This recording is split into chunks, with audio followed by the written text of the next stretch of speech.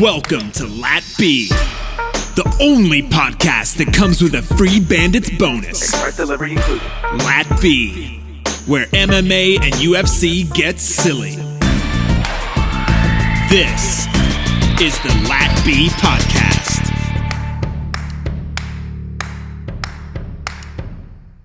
Welcome back. Welcome back. Yes, everybody, we are still here. We ended up barely making it by the skin of our teeth. If you didn't remember last time, we had just gotten a notice that we were going to have some of the worst weather we've ever had in Florida. And that created a whole, mountain of events that, man, we've been at it. We've been busy down here in Florida putting up all sorts of shutters just to only have the wind touch us a little bit. How have you been since we last met? How did you do in the last time we didn't have a post show with the China show? But we've seen better days. We've seen better days as far as our picks. The only thing to take from the China show is Zhang.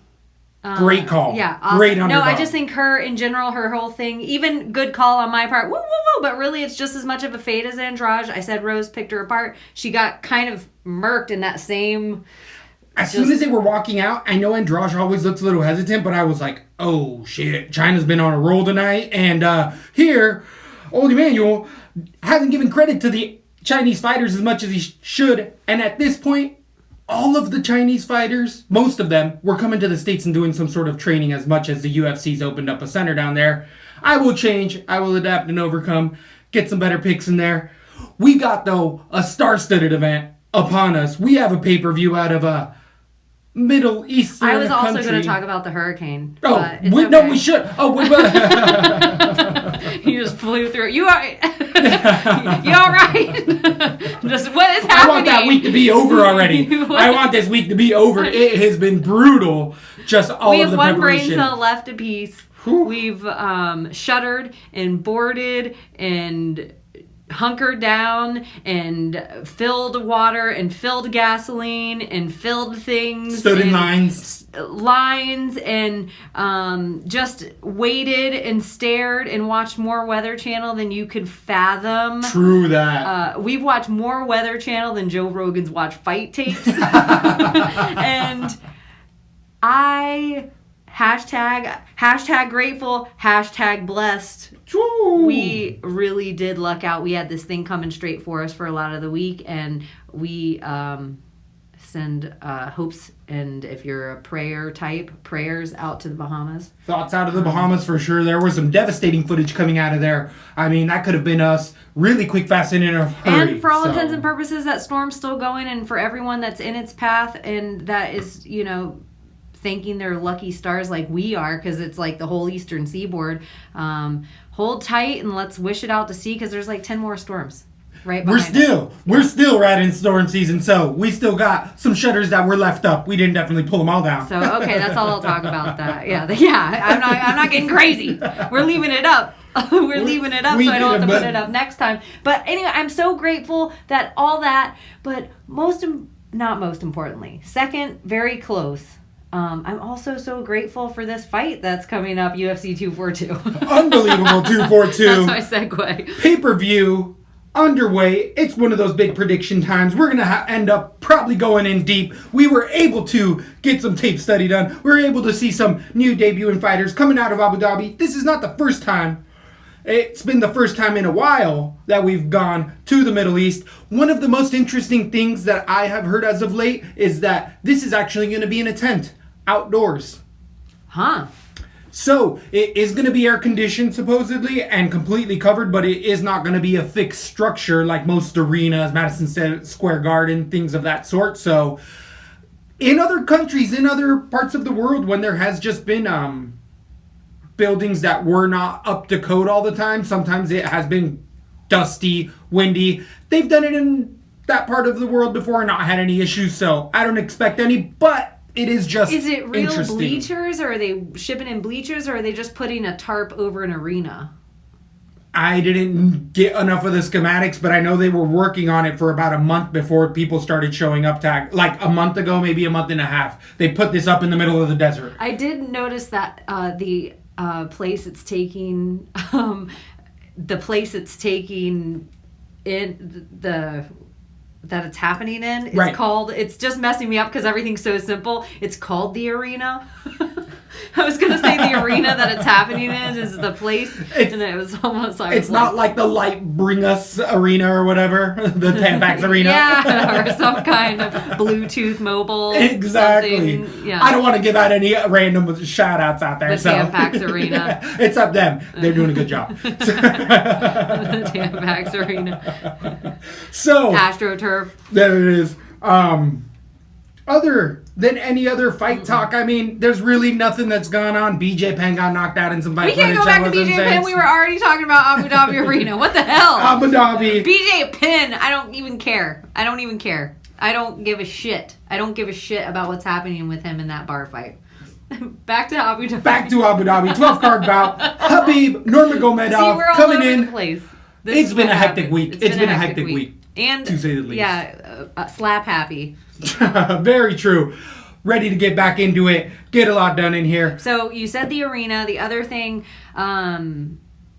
we haven't. I don't know when Khabib got there. He's been out there for a while, I believe.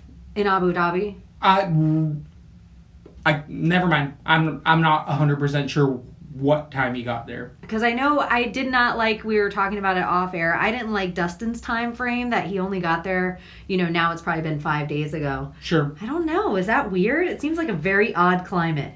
Some people could say that it affected some of those Chinese people or those Americans that flew over to China. A lot of people do say, hey, that travel really hit me when it wasn't the first day of jet lag. It's always day 2 and 3 because you're not synced up yet. And there is a lot of fighters, if they have the ability to, will go out to those parts. Like in Mexico City, Verdum went up there a month ahead of time to get acclimatized. Kane went out 3 days and got smoked. So could be one of those. I could also see, though, Khabib not going out there because where do you want to go to the desert for a month for? Like, what do you really got to acclimatize out there? I don't know. Is it like super arid? Is it going to feel weird on dry. your body? Everybody says it's very dry. Is it very hot. Weight cutting weird? I don't know. I don't know anything. Potentials we got to pay attention to, and these are in perfect time to get into the embeddeds. Is that because that's where I'm getting my was surprised that ladies were even fighting on the card. Correct. And we actually had those hesitations before because of where they're at. But I've seen some MMA fight fans that were females that were of that part of the world in their posing with Valentina Shevchenko in their traditional attire and stuff. So we got some female fight fans out of that part of the world. That part of the world. You can call it that part of the world. Is it the Middle East? It is the Middle East. Is it okay to say that? Does that feel not politically correct? No, I just... that part of the world. I watch the Dave Chappelle show and I'm just like, oh, I gotta be politically correct. No, I think if you watch that, it should make you feel like you don't have to be politically correct. True. That's a good point. Yeah. Good point. So, keep it on topic. Yeah. Getting back to the 12-card bout. Headlined by Khabib. Screaming Eagle coming in against Dustin Diamond Poirier. Headlining this pay-per-view. It's going to be a good one. We are going to have other profile bouts along the way. DraftKings is out. Lines have been out for a while. Do you think hot and heavy? It's definitely not for a new fight fan. I mean, I love this, but there's no pizzazz on this card. There's no flash. I think there's a level of credibility that Khabib has with a perfect record, and Conor, unfortunately, being one of those people that there is a lot of people that understand that Khabib has had a kind of a mythic I think I like rise. What that whole terminology for this fight card. I think this fight card has a level of credibility.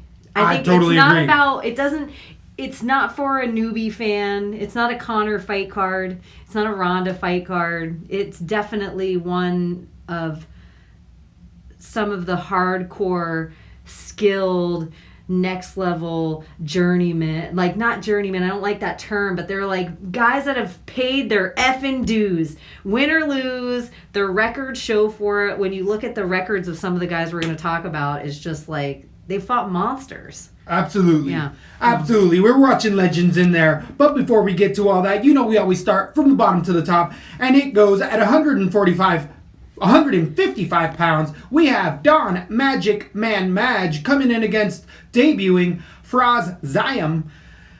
The smile killer in there is a French fighter, 10-2. This young man is got some hype on him, and rightfully so. He's a kickboxer fighting out of France. That was legal long before, so he grew up doing that. Actually has some really good hands and kicks in there. Throws a lot of flying knees as well. On the ground, serviceable. He actually on top does really well. Saw him get knee on belly a few times on some of his opponents, and there's 5-1 records in there coming out of the high tech FC scenes. He does have, though, sneakily, even though he has a kickboxing background, I believe he has like 5, maybe 4 knockouts and 5 or 6 submissions, maybe only 1 decision in there. My math is a little wrong on there, but in that route, I do believe he tends to get it done in there. A little bit more on submissions, and that's because of the pressure he has. Though the level of competition has just been a little bit low for this young 22-year-old, I think he's a lot like his before countryman that already took a step back and retired, Tom Duquesnoy. Kind of see a little bit of Duquesnoy style in there, except this young man's a little bit more aggressive in there. He really likes to go to try to finish the fight. That's really good, but he hasn't really met that hard opposing force yet. He's been able to go one-way traffic, and against Don Magic Man Madge, his claim to fame is coming in as a humongous underdog against T. Edwards, the Arizona wrestling standout, and finishing him in the second round 10 months ago. Don Madge before that, has always been a longtime fighter, fighting out of the South African scene. He's been training with Christiana Cyborg, being her number 1 training partner for many years now. Like 3 or 4, they're actually trying to start out a team out of South Africa, and Cyborg and her have been really pushing people out there, and they got a good crew, guys. But Madge, hard-nosed, tough fighter. He's a grinder in there.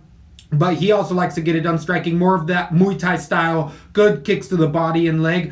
His boxing is a little bit more crisp. The smile killer in there, it's just a lack of experience. Madge has had many, many fights in there, 8-3-1. But prior to that, he had an extensive career at 28 years old. He just, the octagon jitters out of there, fighting even a better fighter that supposedly than the smile killer. So I think Madge actually gets it done in round number 2, possibly early round 3, just because I feel like once this young fighter starts to gas a little bit, once all of his heavy kicks don't knock down Madge like most other times, just like T. Edwards. Once you saw Edwards be like, oh shit, this guy ate my best punch, and then the gas tank drained, I kind of see that happening here. Give me Madge round number 2. We usually tell you guys to stay away from these first fight of the nights, but I feel like I can play Madge in this spot potentially. I'm going to say look back and listen, because I feel like we've been wrong every first fight of the night, and not just us, everyone has gone for a heavy favorite like a Madge. First fight of the night, last 3 or 4 fights, and the underdog has won every single one of them. I'm going with Zayam, and I'm going to do a knockout in round 2. I'm going to stay away from this completely, but I have just had the worst luck with first fight of the night, and that's why I stay away from him. So I'm going the other way for no reason other than I like that nickname, Smile Killer. It's an interesting one, is it not? I kind of love it. On DraftKings, the -185 favorite, Don Madge, is 8,700 against Fars Zayam's plus 150, 7,500 for the debuter. You're gonna stay away from this one completely? Stay away. I encourage all of you to stay away. That's probably the best route in that way. In that one. Moving on to 185 pounds. We have 2 returning fighters in Zach Cummings coming in against Omar Akhmedov. Akhmedov coming in with an 18-4-1 record, getting some high-profile fights in there against Tim Bosch, against Al Hassan, getting a loss in there against Elizio Selesky via knees. The 31-year-old is a Dagestani fighter, comes in with that wrestling, strong strikes over the top. They tend to be a little bit more looping in there.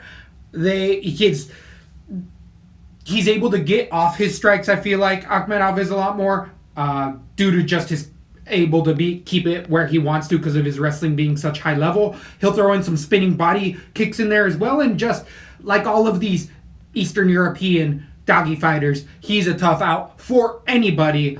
let alone a Zach Cummings who's had a 23-6 record.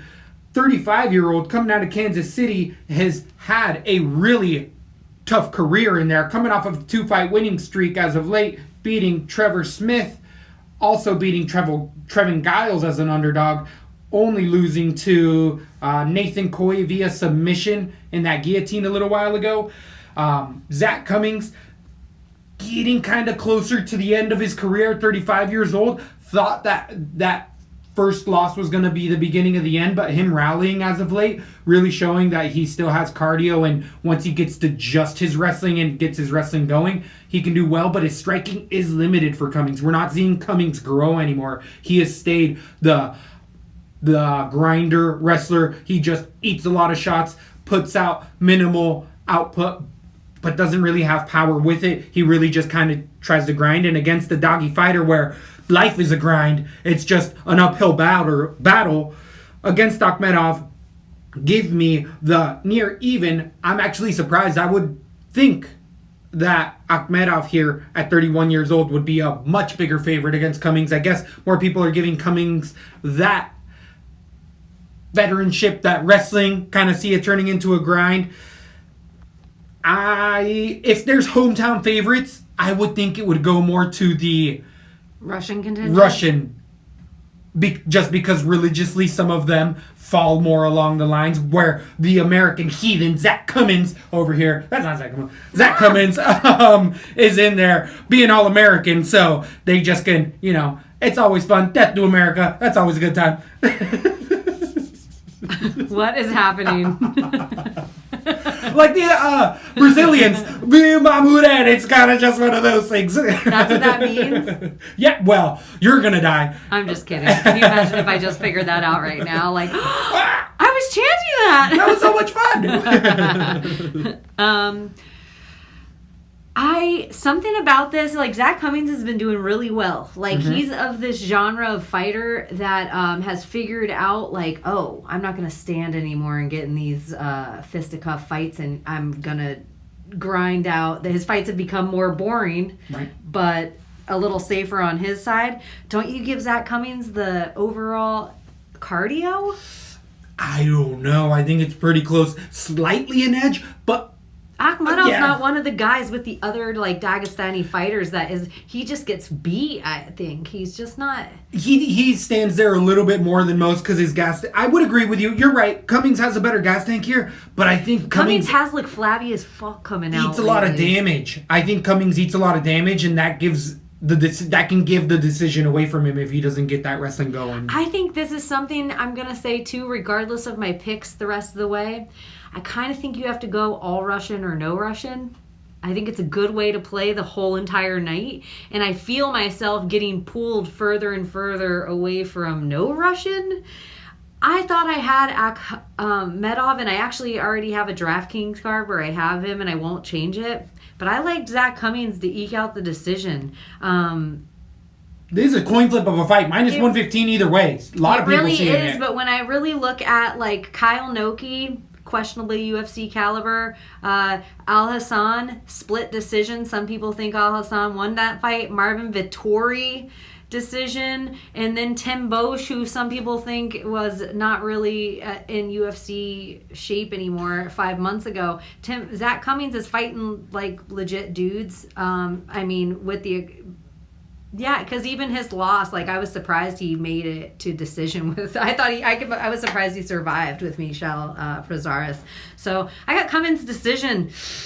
I don't think you're off there, and that Tim Boesch fight, you are absolutely right, and I think why the money has come off of Akhmedov. He was a minus 400 against Boesch, and ended up getting a decision that was way closer than people had. I think I'd have Zach Cummings against Boesch right now.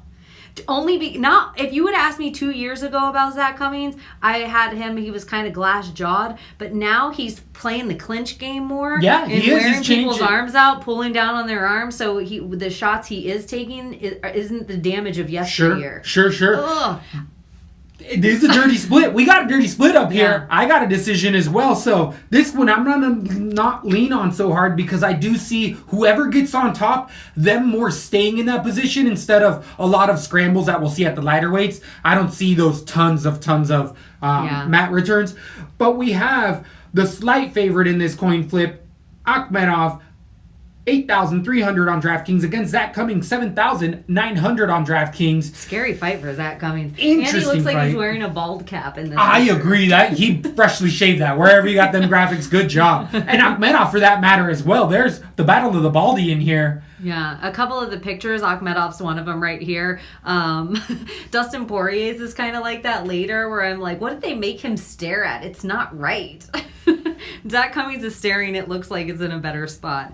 Anyways, so yeah, I don't think I'm going to play Zach. It's weird to have my night end on Zach Cummings. So I probably only have him on like 20% of the card, but I'll probably have Akhmedov on 20%. This will be a weird fight. I'll probably do 10 and 10%. Yeah. Very low exposure because I don't see this being a high score regardless. I agree with you. I agree with you. Maybe 10 and 10 is a better play. Exactly. I'll let myself get to some of those more But it's weird potential. now, the near even split, you're like, oh, I guess I can see that. I can see it. That last one was, once we think of that Bosch fight, it was like, oh yeah, he did not look good in there. And again, this is a Dagestani 31, which is probably like 48. It's probably on that. Yeah, he looks like he is. It's a little different. When you see him in person, you're like, hey, That's Zach what's Cummings' going on? dad. So, I like what you're saying, though. It's kind of that Russia, all Russia, no Russia. Yeah. I went no China last week. Didn't work out so well for me. Didn't work out. So maybe I got to go on this side. We'll see how it works out, though.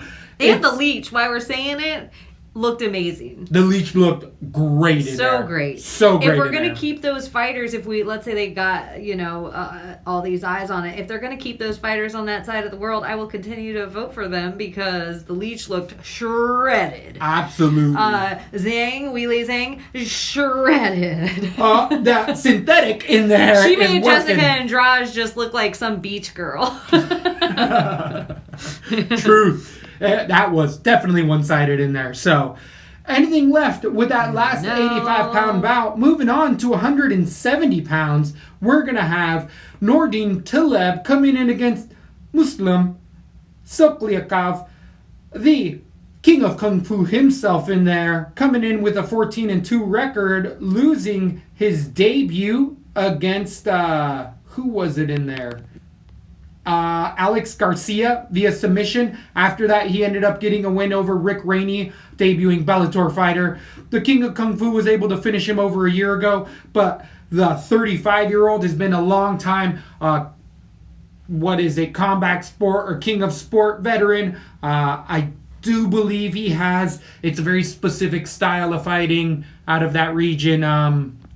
Sambo. I think he's a Sambo gold medalist as well. He definitely has been doing it for a long time. Tons of spins in there. Goes to the body great in a spinning heel kick.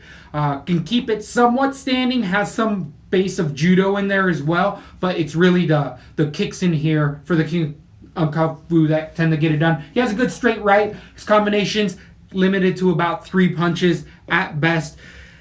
He has, again, solid takedown defense, but against Nordin Taleb, he really doesn't have to worry about it. Taleb will throw 1 or 2 takedowns in there every 2 or 3 fights. Really likes to keep it striking as well. The French fighter, the 37-year-old in here, has been long-time fighting in the tough house, has been a bodyguard for all sorts of professionals out there, has been out of Canada for a long time, been out of TriStar. You can say he fights that TriStar style where it's at distance, at range, but that's where Taleb has always fought, in that same French kind of kickboxing style. Good kicks. He's got a couple finishes in there. He's coming off of a win as of late against Kyle Propolek, the debuting fighter 3 months ago. But before that, he lost to Sean Strickland, TKO, getting a couple other losses in there. But he has beat people like Claudio Silva. It's just... interesting where Taleb has been, because I could have seen him take a step out of the UFC a few times and then he rallies and he'll get a win in here. But against the King of Kung Fu here, he's making a long trip, and Propolek was a young debuting fighter, and the King of Kung Fu does have a bit more of that veteranship in there. This is going to turn into a striking bout, but it's more kickboxer versus Sandow type of striker, and I think the more MMA well-rounded type of fighter is Smokliakov here. I got a decision here. I think this is going to be a close one. They're both advanced ages at 170 pounds. I mean, this is the top tier as far as that. And then when we're talking about these Russian fighters, he could be 40 years old, and Taleb can actually be the younger man. We don't know what those documents say in there. So at that same time, we haven't brought it up yet. Do you think USADA's going to wave their stinky little nose around here? Oh, no. Oh, so maybe. USADA? There's Abu Ada. Yeah. I haven't heard of this. Oh, that's where they deliver the steroids in the cup to the room. They're like, oh, you drop one, sir, when it falls out. Like, they bring it right there, and you can take them with your freshly squeezed orange juice by the Shark Tank. They got fancy shit over there. I've been looking up so much stuff on Abu Dhabi. It is next level. It is like if you just take Beverly Hills and Manhattan and make a place out of it. Did you see Diamond Poirier show up and they're like, oh, what car do you want to take, sir? And he's like, I'll take the Rolls. Yeah. Yeah, hell yeah, boy. That's doing it right, DP. Yeah. That's doing it right. Hell yeah. That's the way to go. But, I mean, stacks of fucking amazing stuff they got going on in that part of the world. The other funny thing, though, is, like, Khabib and all his dudes, like, they're really humble. But I think Islam Makhachev, he isn't. He's like, I'm staying in the nicest place. And they mock him for it. He's been growing up in the ghettos, and he's like, come on, guys, there's a time to finally live it. There's time to enjoy it. Good for him. Let him do it. Enjoy it. Humble. So you have... I got a decision, but I think this is going to be a dirty split. It's a slight favorite I'm going with here. At minus 105 against the minus 125 Taleb. So I guess I got the side underdog. Let me see how the lines moved. Who do you have and why? I'm going the other way. I just think the veteranship of Taleb, and I actually think he's the more well-rounded fighter, MMA fighter. I think Salikov is more of a specialist, and he just hasn't really proven himself in the UFC to me. I think Taleb is leaps and bounds better than Ricky Rainey, who I question if he's UFC caliber or not. And then Alex Garcia handled the damn thing. So I think Taleb can stay at range and use that 6-inch reach advantage to pick Salikov apart, make it a point fight, and maybe even catch him. He looked good in his last fight against Prepolek. And then the fights that he lost, like losing to Sean Strickland, like... That's Sean Strickland, Agreed. you guys. I think you guys don't know about propane. Up and comer in the division. But I think, like, In Camp and Roberts, they're kind of right there with Ricky Rainey, in my opinion. So those wins aren't great. I think you stay away from this fight regardless. Taleb decision. Interesting. Another coin flip on the board here. I got the slight underdog at plus 105 is the actual line in Sokliakov, the king of Kung Fu himself. Nordin Taleb, 8,200 on DraftKings against the king of Kung Fu's 8,000 even. Are you going to expose yourself on DraftKings to any of these fighters? Not too much. I agree. I kind of see the decision in the same as the other one where they pick each other somewhat apart, but the actual pace of the fight is pretty low in there. Moving on to 170 pounds, we have returning Belal Muhammad coming in against Takashi Soto. Soto coming in with a 2-fight winning streak, winning his debut against Ben Saunders 4 months ago. Left cross, ground and pound, ended up getting it done in there. Soto having a little bit of hype. The 15-2 fighters coming out of Japan, the 29-year-old, was able to get it done in his first outing, but... unfortunately, as we've been saying, I've been on that bandwagon a long time, Ben Saunders just needs to hang it on up. And with saying that, he actually just signed a bout in the UFC for he's on a 4-fight losing streak and just signed a bout in the UFC. So, interesting for Ben Saunders. They should have Ben Saunders be the last fight for Homeboy, not the Carney. They should have, if they're going to give BJ Penn another fight in the UFC and there's only one to have, I think give it to Ben Saunders. 170 pounder though versus a 145er. Oh shit! I always forget Ben Saunders seems smaller than that. He's like 6'3" is why.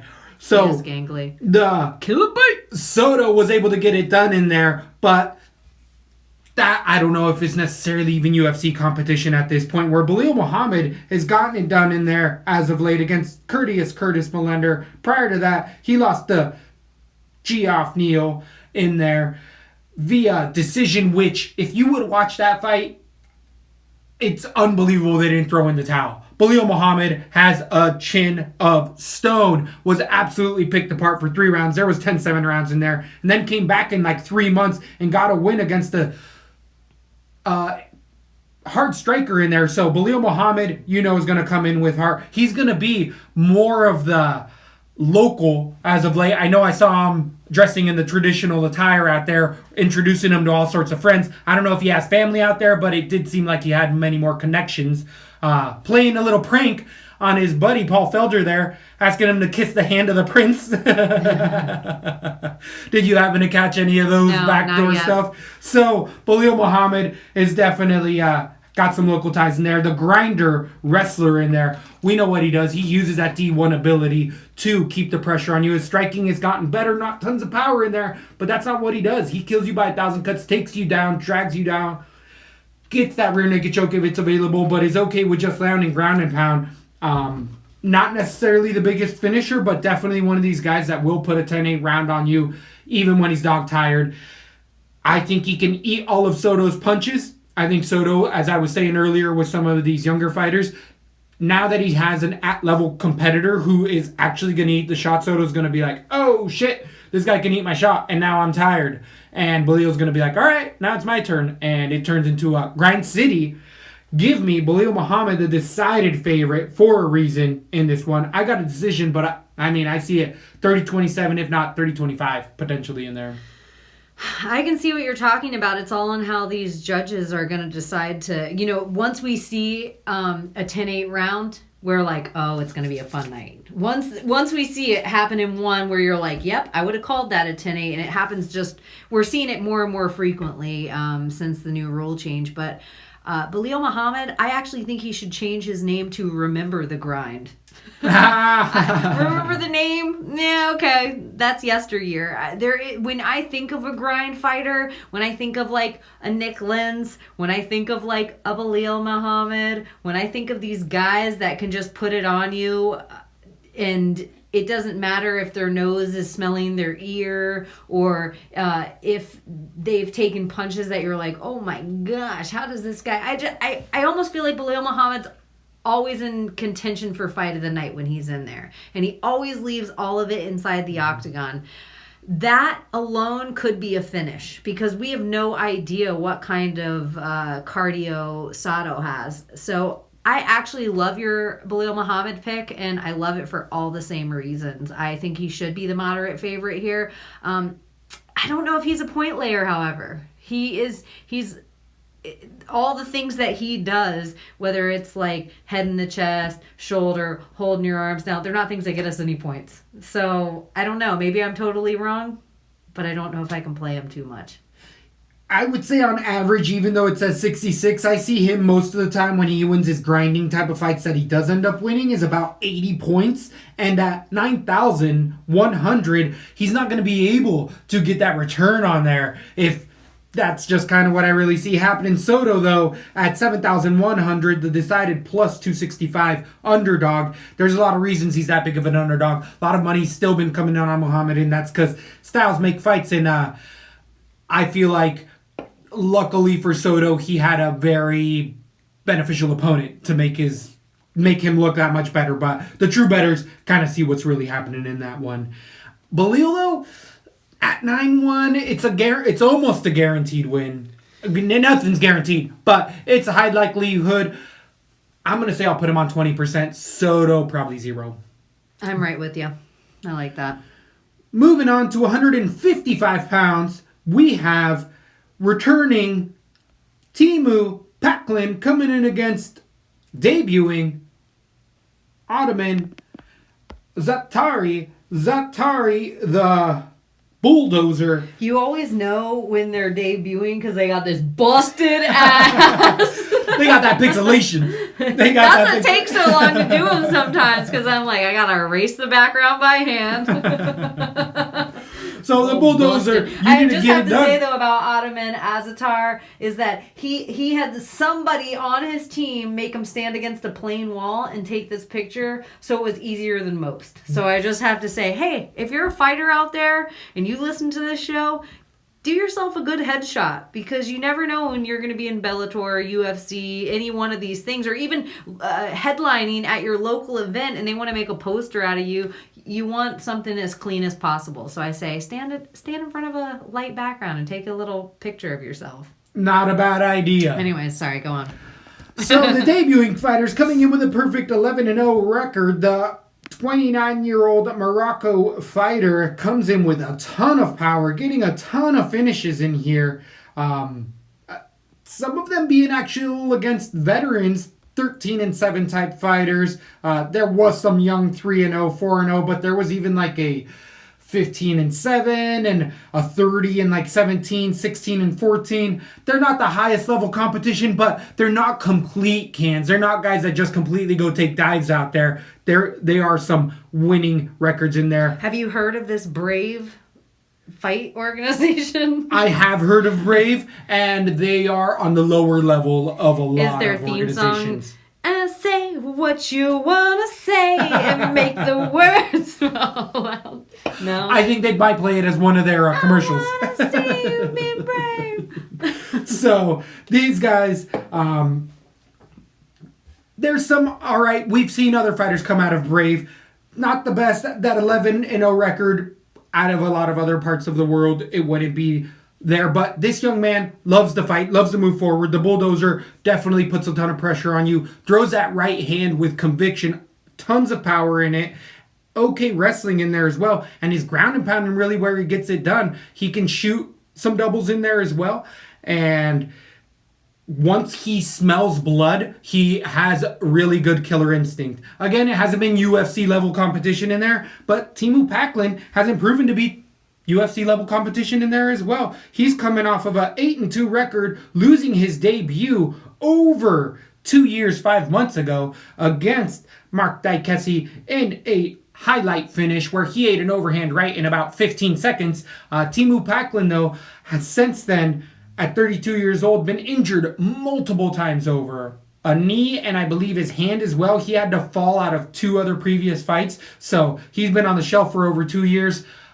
He's still in his prime. He still is going to be okay, but he is starting to make a run. It's going to be a little bit harder for him, and I haven't really seen that. He tends to like to grapple. His striking is getting better, but he is a finished fighter. Had a bunch of jiu-jitsu matches that I was watching and stuff, but even then his submissions, it didn't stand out to me. I see a much, much better ground game on a lot of other guys. Again, for the debuting fighter, it's going to be the best ground game he's ever seen, but we've seen Packlin already hurt with one punch, and the Bulldozer has that type of power. So I don't think that it's necessarily a better skill. The Bulldozer isn't a crisp, amazing striker, but he throws with so much power and so often that Packlin has shown that if you kind of touch that chin, he'll just go down or get rocked really hard.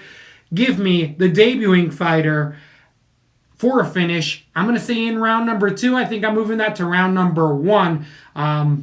Just haven't seen enough from Packlin, and he's been injured nonstop.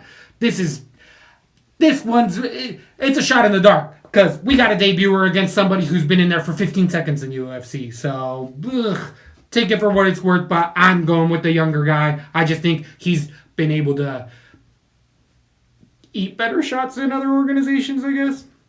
Who do you have in this fight and why? It's a rough one. Packlin's been in the UFC for 4 years. Did he have another fight in there? Michael LeBoot. And then he also fought, almost 4 years. T-Ball Gotti. Gotti no longer in the UFC, that's right. And and Mark Diakese is where he got finished. They could be trying to build him up like Diakese. The weird part, I think, is Diakese had 11-0 and KO'd him. And then Thibault Goudy had 11-0 and was submitted by him. Is there something to it? Like, oh, look at now they're giving him Ottoman Azatar 11-0. Is Azatar susceptible to being submitted? I don't know. He's a knockout artist. How's his cardio? Because Packlund's not bad. This is a gross fight to me. Yep. This screams stay away. I feel like going with Packlund just to be a contrarian, but I just can't even do that. It's been so long since he's fought. I do like that he took so much time off after a knockout, but that much time at that age? It's due to injuries, What's he coming back here for? What's he coming back? And they're not doing him any favors by giving him this monster. The one thing I do like about Packlund is he seems so much taller than this kid and tons of reach advantage. We can't even see what the reach advantage is, but for 5'7", Azatar against 6'1", Packlund, I'm curious about that. I'm going to go Packlund right now, decision. I'm going to stay away from this, and this right now is a fight I could definitely see myself changing before fight day. Azatar being 8,900, the decided favorite at minus 230 against Packlund, 7,300 plus 180. Like, is this a setup fight?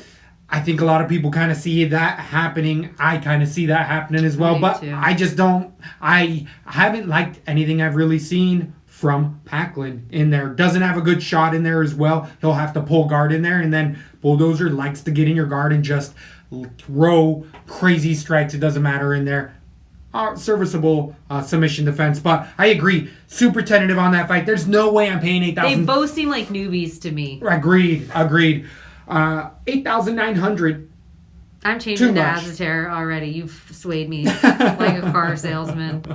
I don't know how I'm much... going back. Okay, I'm going back to Packlund decision. I'm just going to stay away from it. That's how I feel about it. Stay away.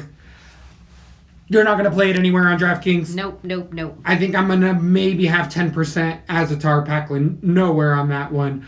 Moving on to 135 pounds. We have returning Sarah Moras against debuting Lena Jua. Megali? What is the nickname for this young lady in there? Migili. In there, the Georgian fighter. When I was doing theirs, she gave me a little ring vibe. Something was creeping me out about her. Those eyeballs. And then she had her tits all out the place. I was like, yeah, damn. Now I think McGeely must mean tits in Georgian. Yeah. Here, breaking it down. So, the debuting fighters coming in with a 7-2 record, getting a last little winning streak as of late. Ended up watching her last 5-round fight in the Fight Global Series or Fight Night Global Series, winning a majority decision in there against a 4-0 fighter.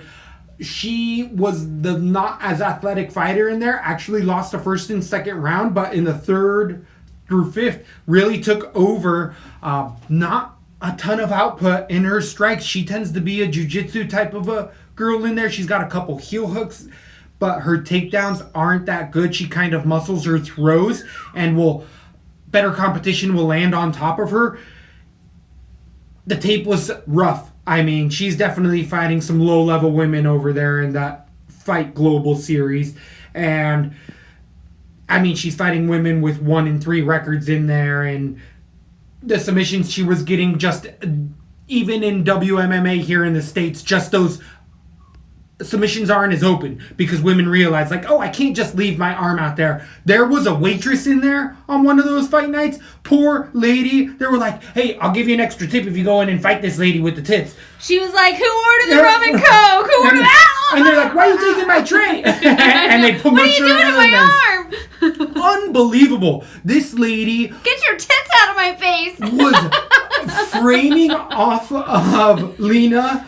And then just standing there, not throwing punches, and then eating 5 shots, eating a knee. I mean, It was unreal, just the level of competition in there. Sarah Moras, though, even though she's been fighting in the UFC, the 5-5 fighter coming out of Canada, has not shown anything that is even kind of okay even in there. their picture, though, Sarah Moras, she has her freaking fight face on. She's like, I will take you down, I will kill you. Joshua, she's like, maybe you order me and I be your Russian bride. Maybe I put my tits in your face. Whatever you gotta do, girl. Whatever you gotta do, but girly.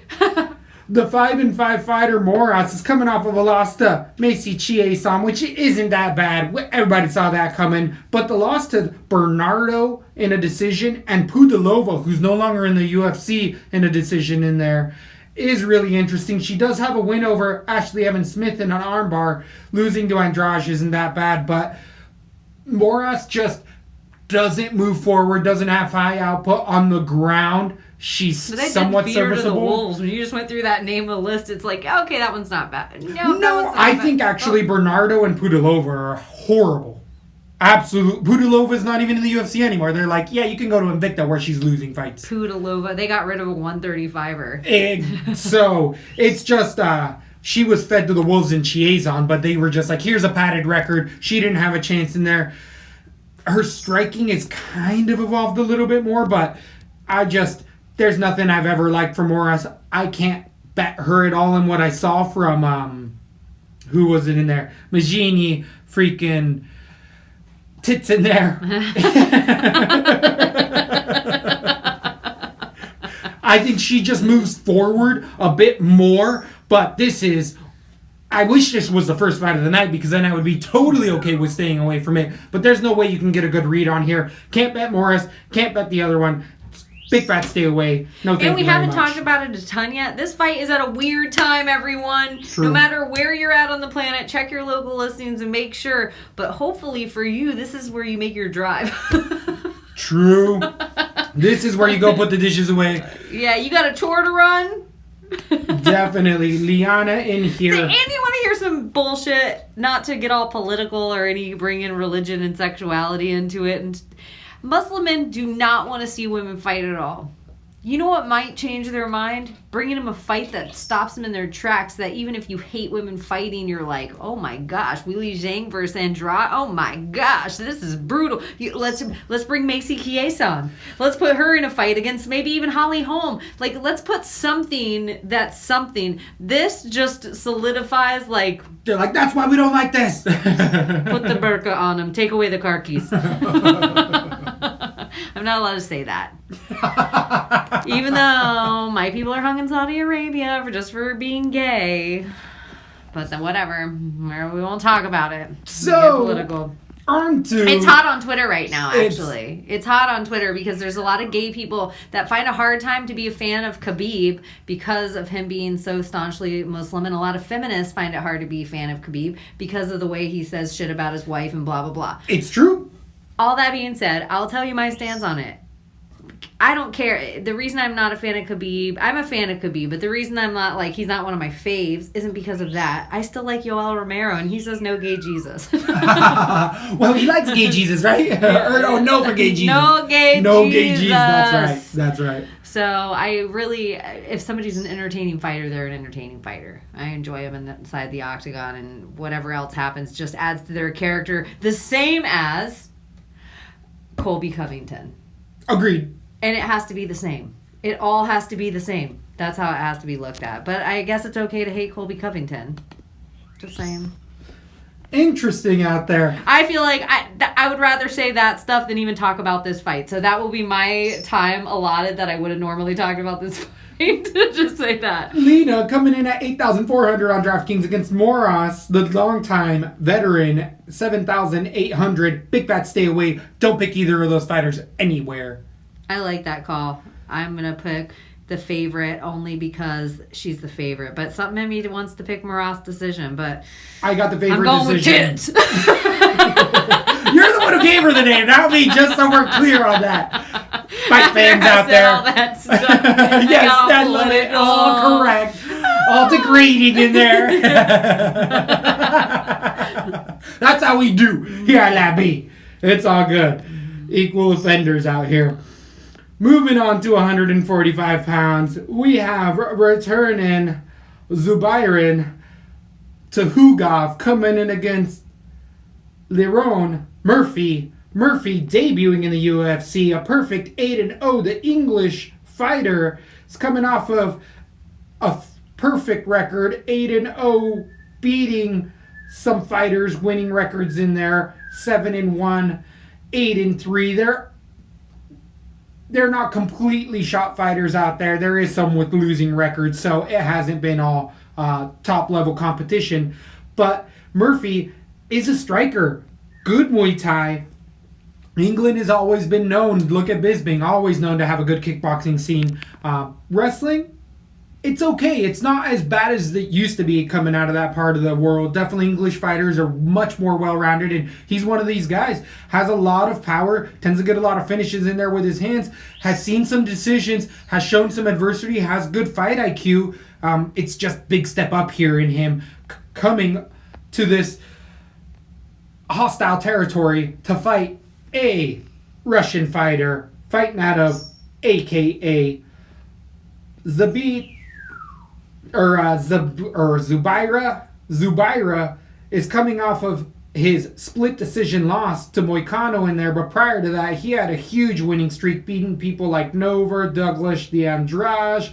He also had other profile wins against who else in there? Blachowicz, but either way, he's one of these Russians that comes in with solid wrestling, solid credentials everywhere. I mean, training with Khabib, being one of his boys as well, training with all those guys. You know, at AKA, they're getting them ready. You have that. Actually, AKA has a big contingency of fighters. You see them out there. You see, who is it? Javier Mendez meeting Khabib Nurmagomedov's dad in there. And interesting the dynamic that I've seen between the coaches, because in Russia, Khabib's dad is a living legend, but also may have some some governments might not let him go if they got him in his hands. Nefarious. Nefarious there's reasons Khabib's dad hasn't come to the States, but I mean, who is it?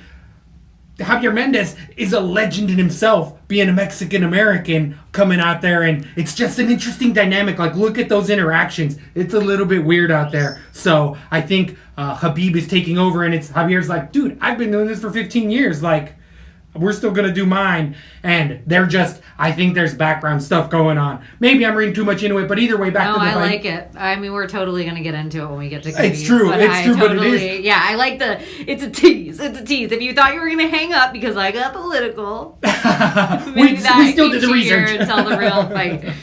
Still did the research. But here, the Russian fighter, Zubaira, is going to end up being able to use his well-roundedness to keep this fight where he wants it, where I feel like once he gets the takedown going, it's a lot of top control. I think a decision plays out. I could even see a submission potentially, but Murphy's going to give a good showing of himself. I think this young man's going to end up sticking around at 145 pounds. Just too big of a fight for him. Why has he been around for so long, or been gone for so long? Tabara Tuhugov. Zubaira? Because I believe he punched Conor McGregor in the face. No, but he hasn't fought in 3 years and 3 months.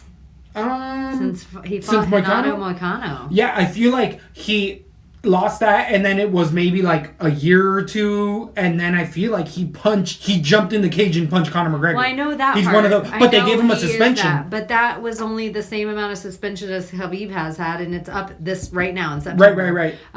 But before that, 3 years, 3 months, that is a long time to step away from the octagon. Was he injured? What happened?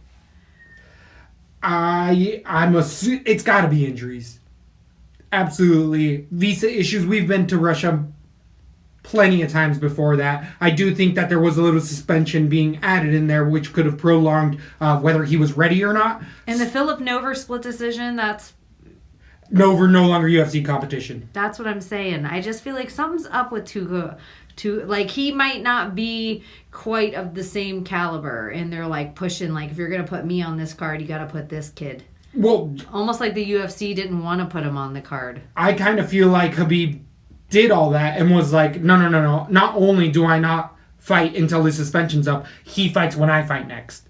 Because that was any other fighter who jumped in there, they would have just kicked him out of the UFC. But being the champ and with all the weight that he has, that's what ended up happening for him. I do think that this line is blown out of the water, though, like you're saying. I do think it needs to come down to earth a little bit more. Murphy has a shot to be able to get a finish in there. Give me Zabira via decision. I don't see it being minus 450. There's no way I'm going to put that much money on it. Being the biggest favorite of the night in here against Murphy, who do you have and why? Same exact one. I don't think it should be the biggest favorite of the night at all. I know everyone's hot to have him back because he jumped into the cage, but something's fishy about that time off to me more than injury. And if it was injury into, and I think he's probably training with the hardest guys. We know he's at AKA with Khabib.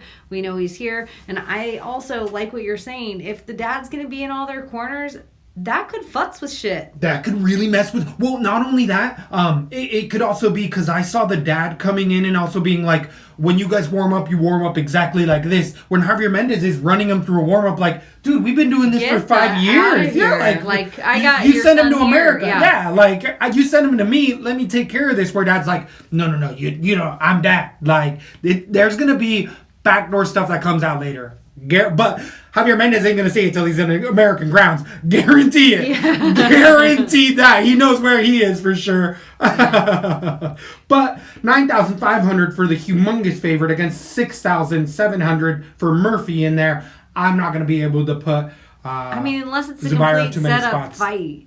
Unless people see it like that. But it's just weird to me. It's skeptical. It's skeptical.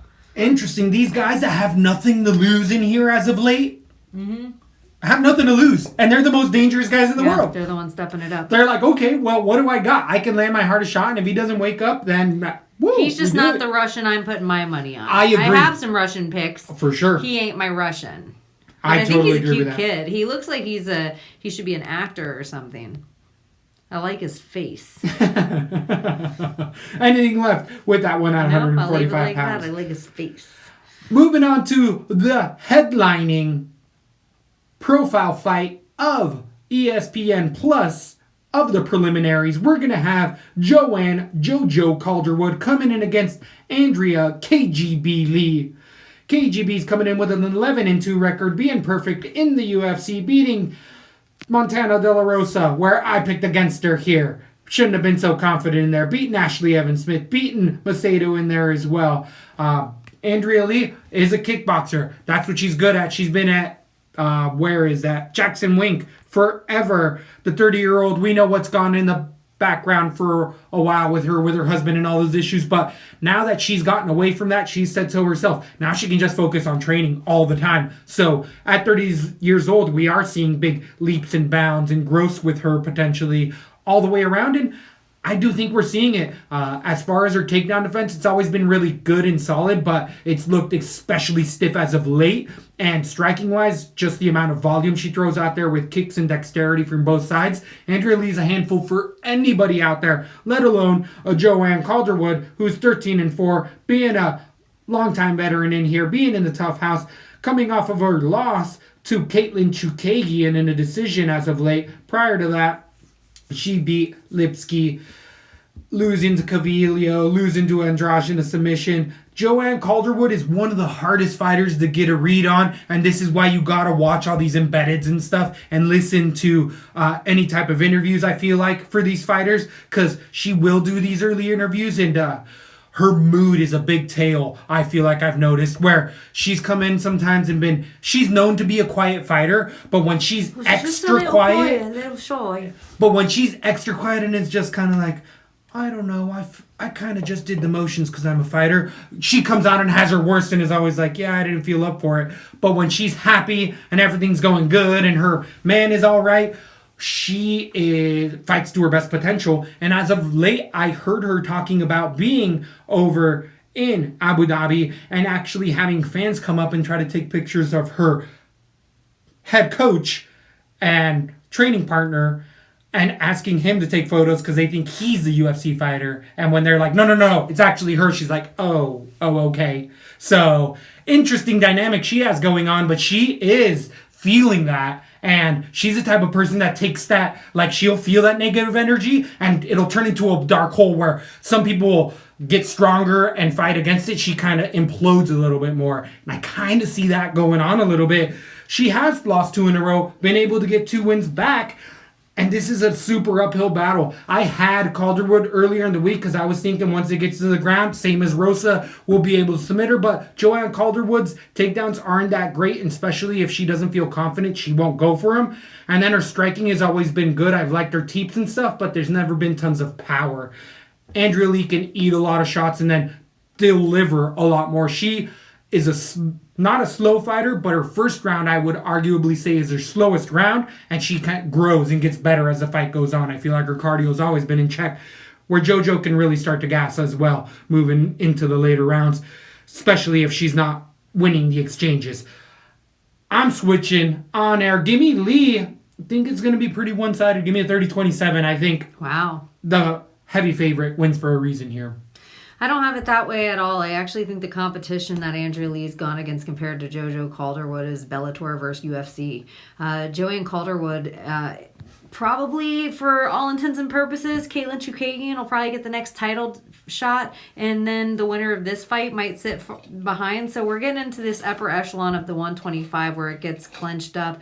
Chookagian just outreached her, but I just noticed Joanne jump leaps and bounds every fight, and Andrea Lee looks like a world beater, but she's going against people who aren't necessarily the caliber, even close to the caliber of even who JoJo was fighting 4 years ago. So I can't even, any of the losses that have beat Joanne, I wouldn't just, I can't even use my MMA math to say Andrea Lee would beat them. I have liked Andrea Lee's hands of recent, and I thought her head game has seemed on straight since she dumped the dead weight of her boyfriend. I actually think she's going to have more of the problem. Joanne Calderwood's never tried to go out there and be sexy girl that needs some kind of thing. Andrea Lee has done that, and being in a place where it isn't necessarily politically correct for women to be doing that and trying to be sexy, I think Andrea Lee's going to have the harder time. Also, to be called KGB Lee politically, and that's like USSR shit and a new Russia, like that's 1988. It just given to her heavy. by her Nazi husband. Yeah, it just seems really heavy in 80s.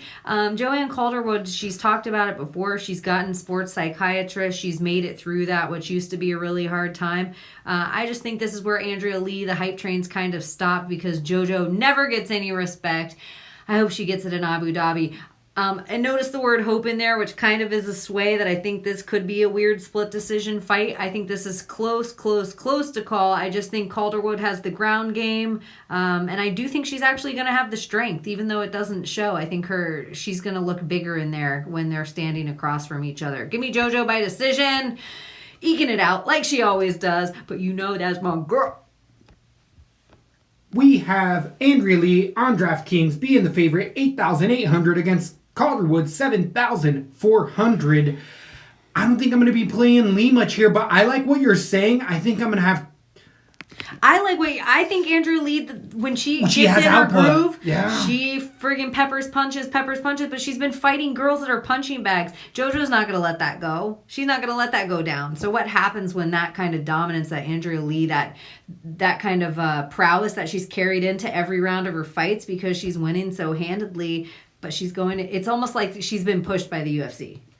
She's been the opposite of Darren Till. They've given her nice soft stepping stones up. I think I'm going to do 10% of each fighter just because I do feel like it's a little inflated for Lee. And I like what you're saying. I think Calderwood does have a couple Zero avenues. respect for Calderwood. Yeah, I agree.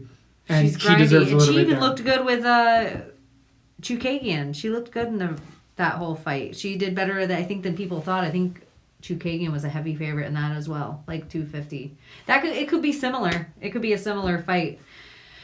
I don't know. Interesting one that we have headlining there, the preliminaries. It's going to be one to watch for sure, but getting into the main card, into the pay-per-view, the meat and bones, what you're going to have to shell out, all that money, folk.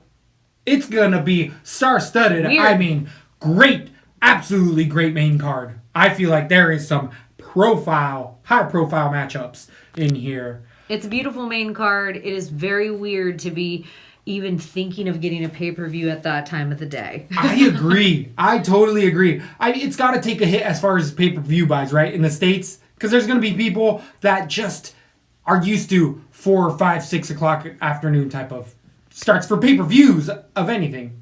And so I'll say it, like an hour in, that will be when we tell people that if you're waiting for the main card breakdown, fast forward about an hour in if you're just caring about the main card. But also make sure you're liking and subscribing to at latb_MMA. And for me, you can hit me at Weakneck And for Emmanuel, you can hit him at Zoltanite. And on with the show. Do-do-do-do-do-do.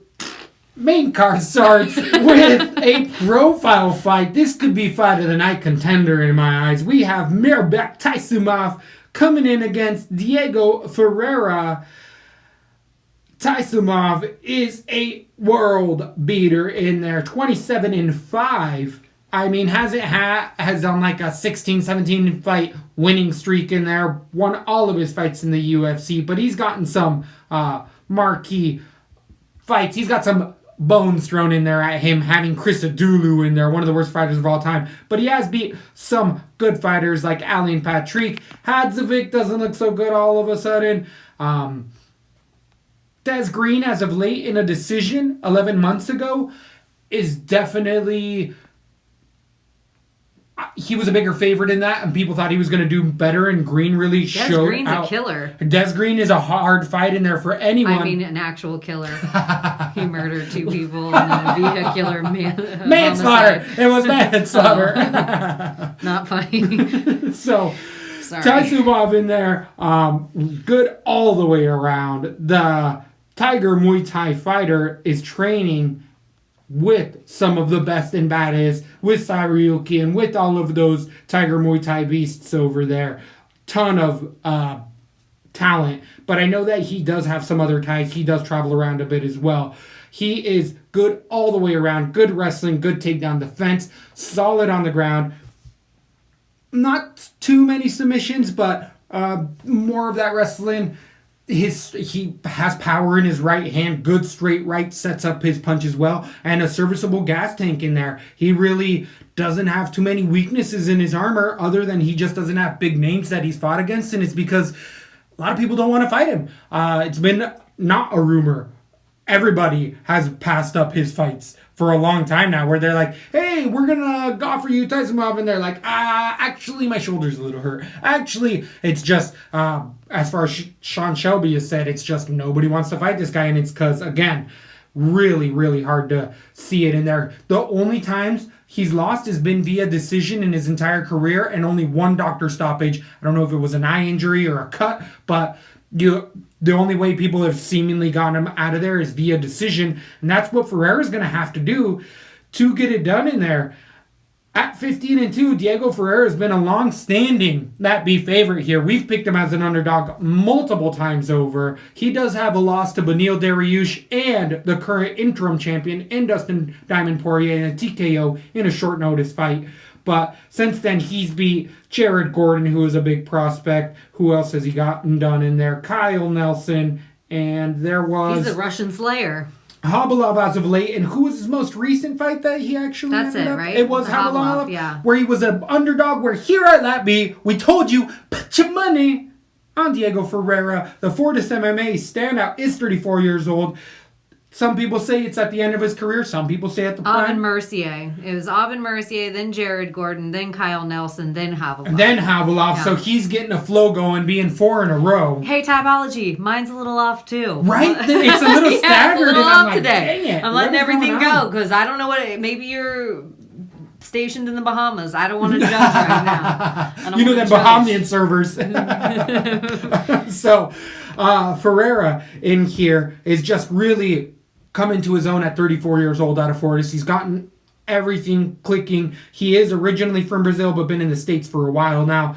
He's one of these guys who, I feel like it's a trend that I've been saying as of late with these jiu-jitsu guys, but he can let his hands go because he's so confident on the ground that even if he ends up on his back, he's like, I'll eventually just sweep this guy and work my top game. So on the ground is where Ferreira absolutely needs to get this fight.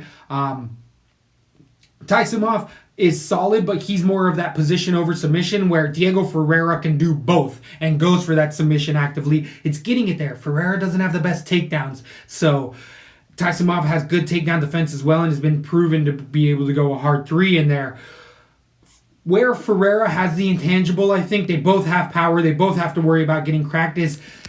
Ferreira tends to be just a bit more of a wild man, where Taisumov is much more clinical, much more precision, where Ferreira just lets loose and starts to throw those hooks and kicks and throw everything because, again, he is wanting to get it to the ground even if he eats a shot for it.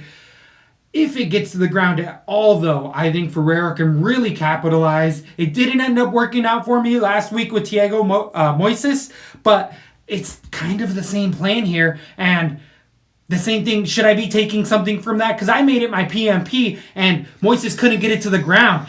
And that's kind of what I see happening here, that he won't be able to get it there. But if he gets it there with that crazy striking... Who did Moises fight again? It was a...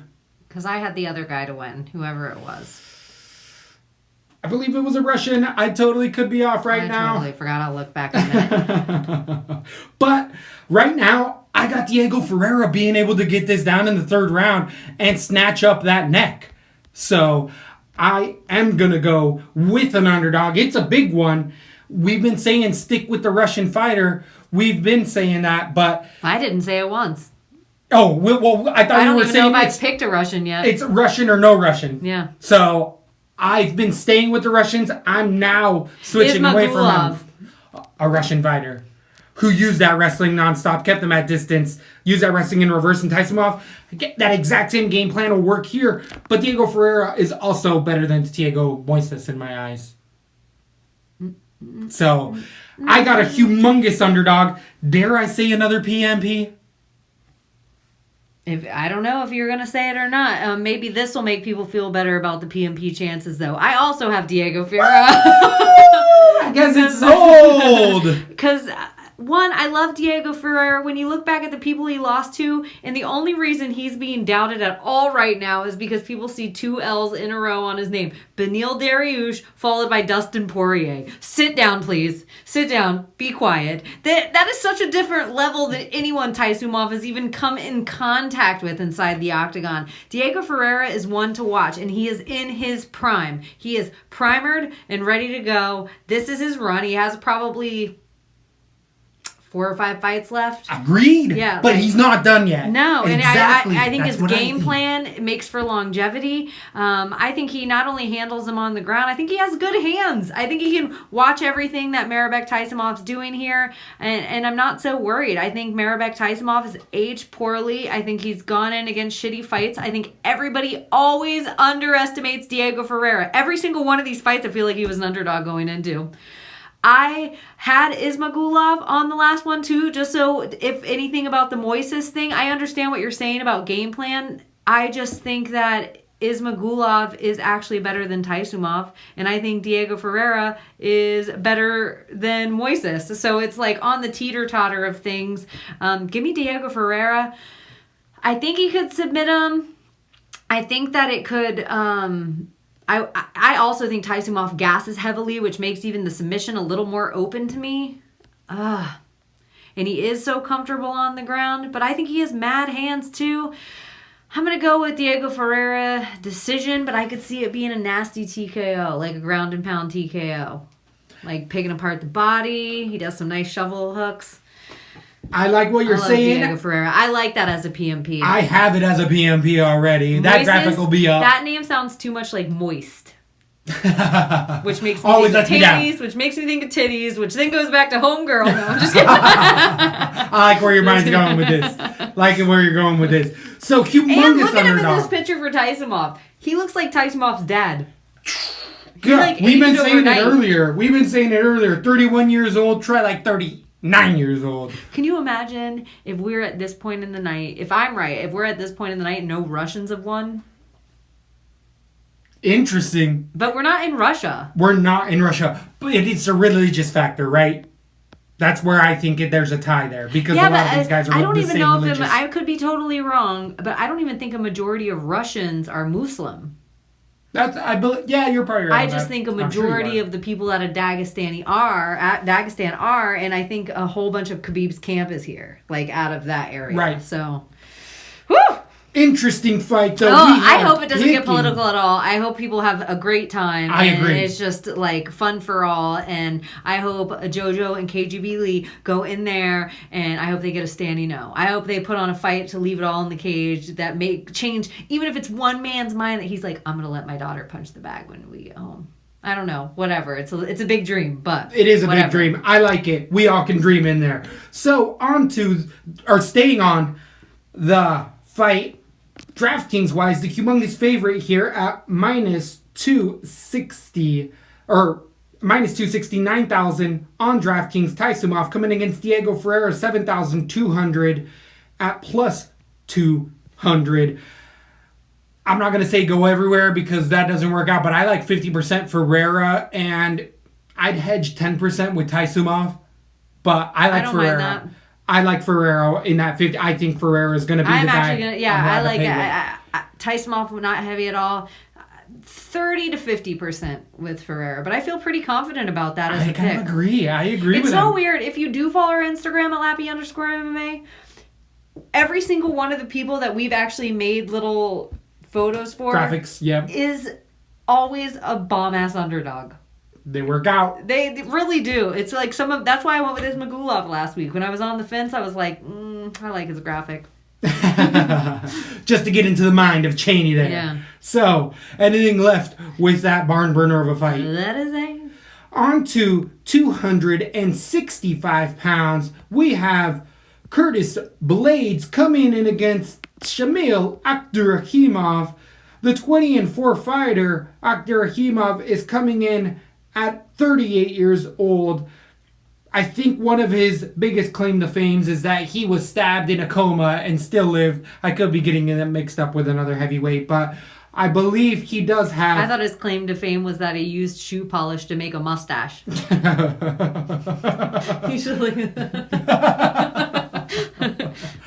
Interesting. I've seen that beard configure throughout many fighters throughout the night. Blades being one of them. They were like... maybe their Movember is in September. But don't you leave the Mo? Oh, I thought it's like beard. It's like beard timber or something. Yeah, I like. Yeah. I like that beard timber. Or if they were Amish, it would mean that they were all married. Interesting. Good to know. Good to know in there. So Shamil is coming in with, a 3-fight winning streak against who does he have in here? Tabura, Arlovsky, Chase Sherman, and then he lost to Derek Lewis. Lost to Derek Lewis. It was a TKO ground and pound in a fight that he was arguably winning until that big punch landed and turned the tide in there. But he's come in and definitely had some closer fights. I know some of those were decisions in there. Tabura was a finish, but journeyman type of fighter. I know you said it earlier. Semi-negative. It's just Shamil doesn't come out here and blow you out of the water with anything. He's serviceable everywhere. He's got a solid overhand right, but that's for any heavyweight. Any heavyweight lands that punch on you, it's going to end up knocking you down. Okay, takedown defense, but he's not unfathomable. He is able to get taken down, and he has been able to get back up, but he really does start to slow down later on in the fight. At this age, it's not the worst for heavyweights. They tend to be able to do just fine. But against a young, up-and-coming 11-2 fighter like Curtis Blades, Razor Blades, he's got a lot of a lot of hard stylistic matchup for Salim in here, and that's because that D1 wrestling, those takedowns, that constant movement and just pressure of Curtis Blades really tends to wear out a lot of fighters, let alone more aged fighters who have iffy gas tanks in Shamil. Blades coming in and redeeming himself, beating Justin Willis as of late in a decided decision. Prior to that, he lost to Francis Ngannou, but he had a good 4 or 5 fight winning streak beforehand, using that D1 wrestling, getting away from a lot of those strikes. He has 2 losses, both to Francis Ngannou. That's it. That's absolutely it. The first one, doctor stoppage, his eye closed. Second one, he got hit in China. That was a while ago, and it was a quick one in there. So Blades has got to make a run, is young enough to get that run going at 28 years old, get another 4 or 5 fights, and then be in title contention again. But he's fallen back on his wrestling. He has a good jab, always liked his jab, but he's always been in the most trouble with striking. But the only person who's ever been able to exploit that so far has been Francis Ngannou. So I don't think Shamil's going to be able to do that. I really like the amount of volume and just takedowns. Curtis Blades has gotten like ridiculous amount of takedowns for heavyweights. I think he's up in the all-time records as far as most takedowns in general, let alone heavyweights.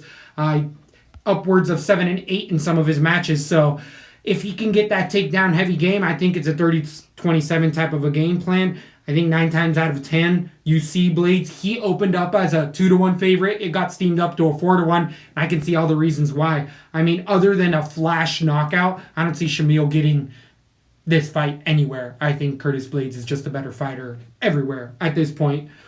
Who do you have in this fight? Give me Blades decision right now. I don't know about the finish. Shamil's a tough guy. He's not going to fold in there. He's not that type of fighter, but I do think that it could be a lot of points still for the heavyweight because I just see it being one-way traffic for Blades. This is, in my opinion, the line's totally off. I think that the Blades is totally overinflated because of the Justin Willis win. When Justin Willis is not even close to the fighter, Shamil Abdimar is Abrek. Jesus, his name is a mouthful. Out of all these Russian names, his one's the worst.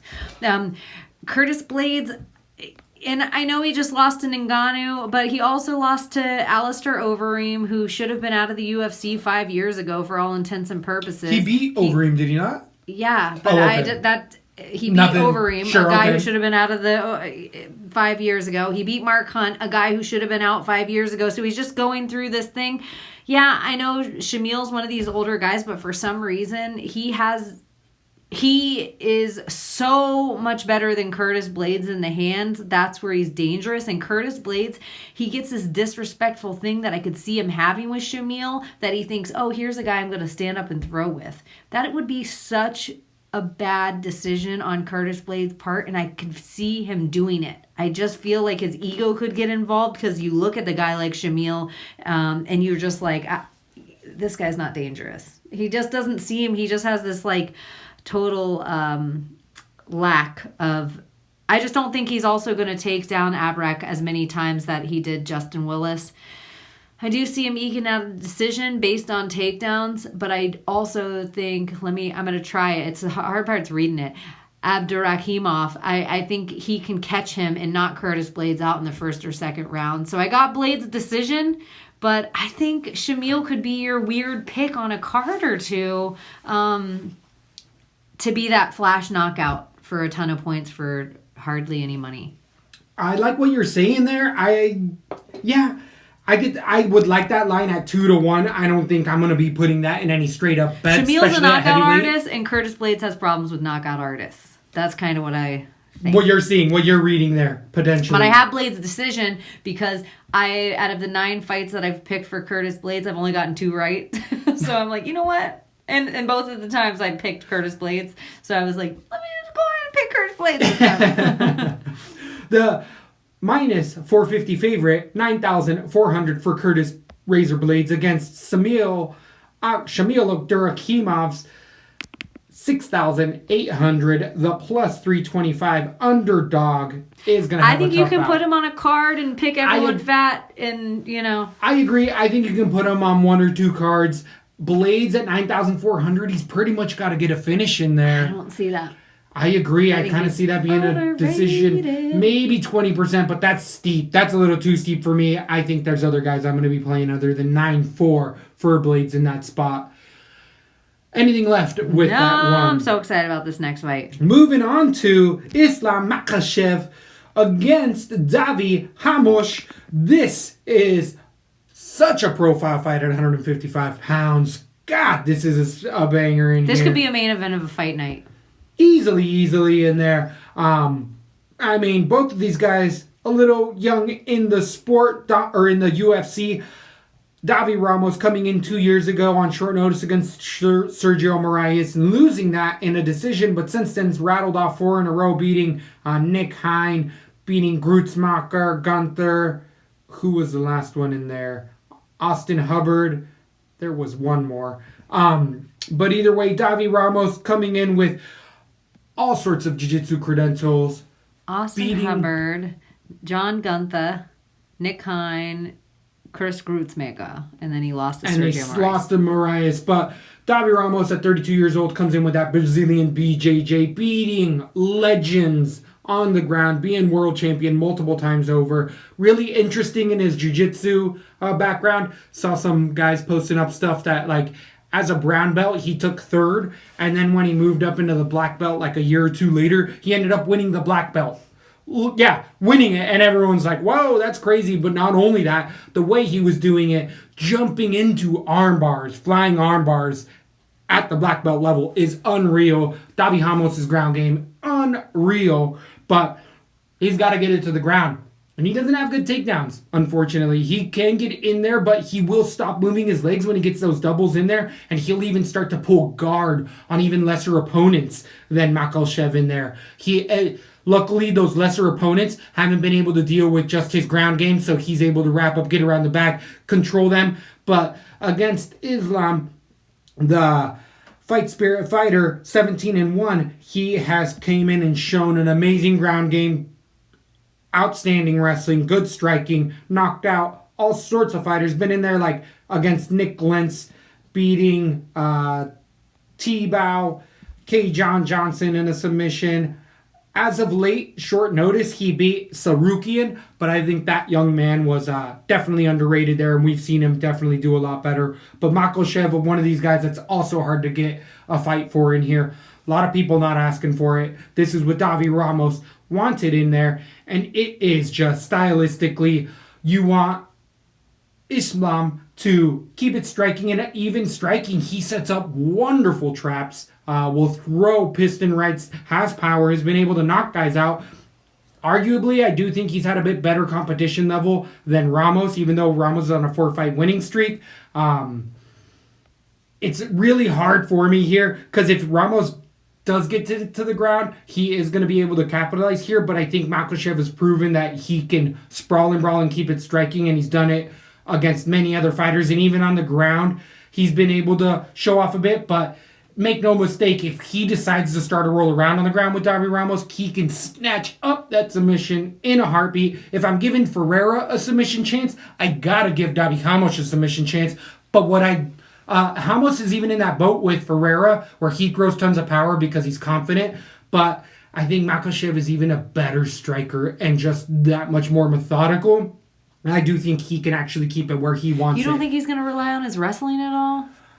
I think he's going to rely on his reverse wrestling to keep it striking, and I think Ramos is a little bit worse of a striker than Ferreira, where he's so much more looping that once he can't take it down and then he starts to get picked apart, then he just starts to eat shots nonstop. That's what Sergio Moraes did, and I think Makhachev can do that exact same thing, where Ferreira has better traps, he has better stuff in there for sure.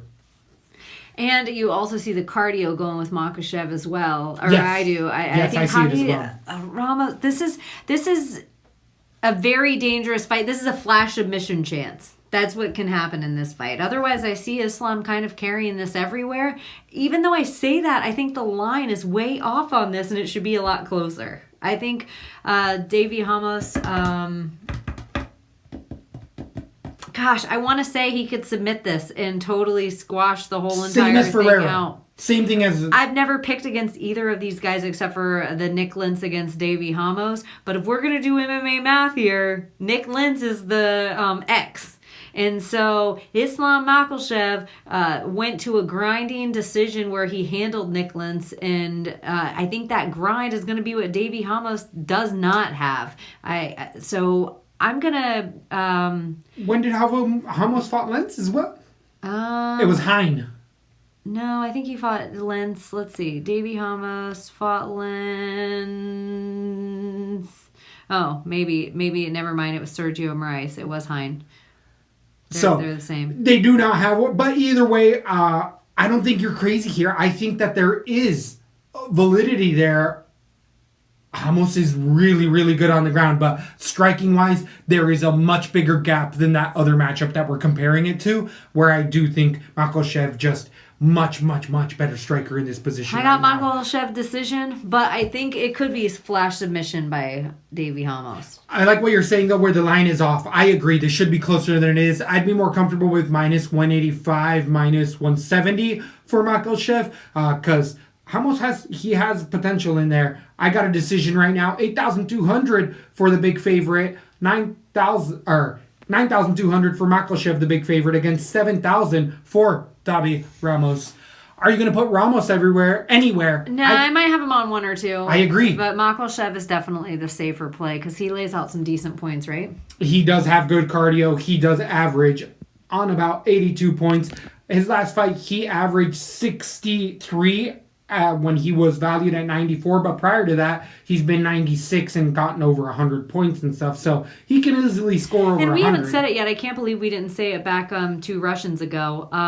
Watch the scales, everyone. Sketchy ass shit is going to happen. There's so many fighters on this fight card specifically that have missed weight by like 5 and 6 pounds. Very, very true. It is true. unbelievable. And so I think it was, what's that big guy's name? Taisumov. Watch him especially. That's if I were going to put money on someone to miss weight, him for sure. And that's another reason why I'd give Ferreira a good PMP play, is just because Taisumov had his last 2 fights, I don't think he's made weight. You might be totally right on that. I know Ramos. Ramos is the other big guy too, not Makhachev here. Big. Yeah. Ramos is a big guy as well in there. So interesting. I like what you're saying here. Definitely should be a closer fight. Anything left with that one? That is a... On to the co-main event of the night. We have a number 2. Both of these young fighters met each other earlier, about 2 years ago, maybe 4 years ago, in Paul Felder versus Edson Barboza 2 at 155 pounds. Excuse me. Getting all choked up just talking about this thing. It is unreal that these guys are seeing each other again, because I kind of don't see it, other than Paul Felder has come out and said that he wasn't really looking for it, but it's his first rematch he's ever had, and he wants to get it back because it was his first loss ever. The now 16-4 fighter is coming off of a win against James Vick in a decision, but prior to that, he lost to Mike Perry in a split decision where he broke his arm on Perry's face in there. But he's beat Charles Oliveira, ground and pound, Alex Ricci, TKO in there. And we know what we're getting with the Irish Dragon. He's one of these guys that likes to keep it kickboxing. In their first matchup with Edson Barboza, he actually had trouble with the striking of Barboza, and it's because Barboza's a Muay Thai striker that's just faster and stronger all the way around. But what we've seen from Paul Felder in that first matchup he lost was a lot of growth. We saw him against Oliveira come in on the ground. Nobody saw him winning on the ground. He came in and finished that on the ground. We've seen Paul Felder come in and change his game plan. Against Mike Perry, he broke his forearm in that second round. And it was at 170 against a bigger dude. A much bigger guy, but it's just one of those things where Felder can put a good game plan together, and barring that injury in there, I think he could have potentially won that fight. I just see the growth, the overall growth out of both fighters has been Paul Felder. He's somebody who's actually started to use takedowns in there to be able to get it done. Turned into a better all-around fighter, where Edson Barboza has consistently stayed the same. He is a Muay Thai striker. The 20-7 fighter has been long-standing one of the elites at 155 pounds. We know what we're getting with Edson Barboza. Leg kick, body kick. The first time they fought, there was even a dick kick. Paul Felder said he was pissing blood afterwards. One of the hardest dick kicks you've ever seen in the UFC. Ever. But Paul Felder, it wasn't just the dick kick that made him piss blood. It was also the amount of damage he took on both sides of the bodies, because Barboza was sneaking those kicks to the body in fast. Absolutely fast in there. So, I think this is going to... If it plays out like the first one and they keep striking, Barboza's going to win this all day. And Evil Twin chimed in on this, because I'm leaning Paul Felder starts to use those takedowns that he wasn't in the first one and actually changes the game up. He doesn't fight the same fight because he knows he's going to lose again. And he's a better all-around fighter, where Evil Twin came in on the opposite, is that Edson Barboza is one of the best takedown defense in the game at the elite level. Like, he's only been the only guys that have really taken him down consistently has been the top 5 guys, and that's how they've been able to really do it against him. And against Paul Felder, he doesn't really do that. He's shown us he can, but he really likes to default Kevin and Lee's keep not striking. top 5. He never was. But go on. Okay. I like it, but it was that wrestling that ended up getting it done. And Edson Barboza can get up after getting taken down, and that's actually against Beneil Dariush in a fight that Barboza was losing. It was just that Dariush telegraphed that takedown one too many times, and Edson ended up catching that knee, but he was losing that up until that point. This is a fight that I have as a freaking coin flip. Again, we know what we're getting with Edson Barboza. We don't necessarily know what we're getting with Felder, but I know it's better Felder than it was 4 years ago. I have Barboza earlier in the week. Give me Felder right now. I could see myself switching before weigh-ins. I'm watching both of these guys cut weight. It's fucking unreal that these guys make 155 pounds. Unbelievable. Watch the embeddeds. Fun little dynamic between these two. They've already met in the back. And they're both just like, man, it's cool, whatever, we're professionals. I ain't nothing, good luck, fist bump, they out of there. So, give me Felder right now, decision, give me another underdog. You know you wanted them. Who do you have in this fight, and why? I got Paul Felder as well. Edson Barboza's battle worn to me, and you would never guess he's the younger of the two men. The times that he's winning, they just aren't pretty wins. It's like he's taking just as much damage. Yeah, he lays out a whole bunch of leg kicks on somebody. What damage is being done to his leg? Something about Paul Felder is he takes the appropriate time off in between. He's just training smart. And we haven't seen him in behind the camera and trying to do two jobs right now. He's been training for this fight. He takes it seriously.